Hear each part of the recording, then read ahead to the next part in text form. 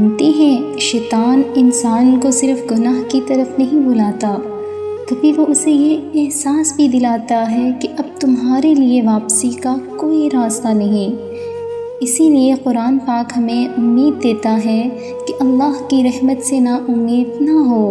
बेशक अल्लाह तमाम गुनाहों को माफ़ कर देता है। अल्लाह को आपकी बेऐब ज़िंदगी नहीं चाहिए, बल्कि ऐसा दिल चाहिए जो अपनी गलती मानकर उसकी तरफ लौट आए। मायूसी इंसान को अल्लाह से दूर करती है, जबकि उम्मीद अल्लाह के करीब ले आती है। इसलिए चाहे हालात जैसे भी हों, अपनी दुआ, अपनी तौबा और अपनी उम्मीद कभी मत छोड़ें।